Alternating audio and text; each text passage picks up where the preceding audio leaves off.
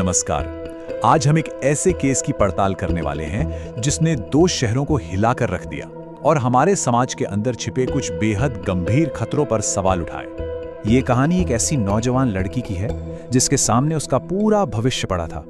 Engineering की पढ़ाई पूरी कर चुकी थी और आगे सिविल सर्विसेज की तैयारी कर रही थी, पर उसकी जिंदगी को बहुत ही अचानक और बेरहमी से खत्म कर दिया गया। तो चलिए सबसे पहले उस वारदात पर चलते हैं जो दिल्ली में हुई। इसी घटना ने इस पूरी कहानी को सबके सामने लाके रख दिया। पुलिस को जो शुरुआती जानकारी मिली वो सच में दिल दहला देने वाली थी। एक IRS अधिकारी की 22 साल की बेटी अपने ही घर में मृत पाई गई। शुरुआती जांच में पता चला कि हत्या से पहले उसके साथ बलात्कार किया गया था और मौत की वजह थी एक मोबाइल फोन चार्जर केबल से गला घोटना। जैसे ही इस भयानक अपराध की खबर फैली, पुलिस ने भी बहुत तेजी से काम किया और ज्यादा वक्त नहीं लगा एक संदिग्ध की पहचान करने में। शक की सुई सीधे गई एक 19 साल के लड़के राहुल पर। वो पहले पीड़िता के परिवार में ही काम करता था, मतलब वो घर और परिवार से अच्छी तरह वाकिफ था।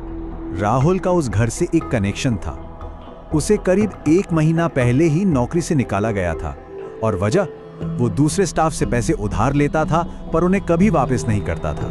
पुलिस ने उसकी लोकेशन को ट्रैक किया और उसे दिल्ली के ही द्वारका इलाके के एक होटल से पकड़ लिया गया। जांच का पहला हिस्सा तो यहाँ पूरा हो गया, लेकिन कहानी में अभी एक बहुत बड़ा मोड़ आना बाकी था।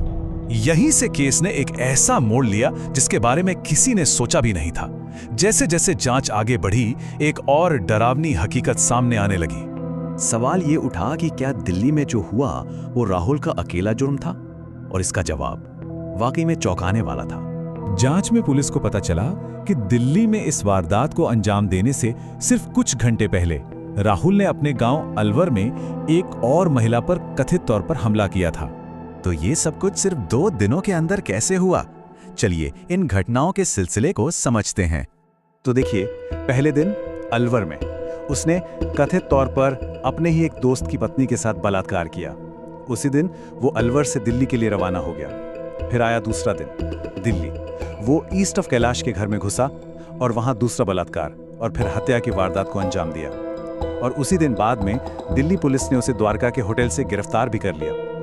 ये टाइमलाइन साफ तौर पर एक ही शख्स के 2 अलग-अलग अपराधों को एक ही भयानक कड़ी में जोड़ती है। इन सब भयानक घटनाओं को एक साथ देखने के बाद सबसे बड़ा सवाल यही उठता है कि आखिर इन सब के पीछे का मकसद क्या था। इस मामले पर joint police commissioner Vijay Kumar ने एक बयान दिया। उन्होंने कहा, संभव है कि उसकी इस तरह की आपराधिक मानसिकता हो जो पूछताछ के दौरान और भी ज्यादा साफ हो जाएगी। ये बयान एक गहरी और परेशान करने वाली संभावना की तरफ इशारा करता है। तो फिलहाल पुलिस 2 मुख्य थियरीज पर काम कर रही है। पहली है बदला। हो सकता है कि नौकरी से निकाले जाने का गुस्सा उसके मन में था। और दूसरी थियरी है एक क्रिमिनल माइंडसेट, यानी एक आपराधिक मानसिकता। और इस दूसरी थियरी को इस बात से बल मिलता है कि दिल्ली वाली घटना से कुछ घंटे पहले ही उसने अलवर में भी वैसा ही जुर्म किया था, जो एक पैटर्न की ओर इशारा करता है। हाँ, ये याद रखना जरूरी है कि ये सब अभी शुरुआती सिद्धांत हैं। पुलिस ने भी ये साफ किया है कि असली मकसद का पता तो तभी चलेगा जब संदिग्ध से पूरी और विस्तृत पूछताछ होगी, जो कि अभी चल रही है।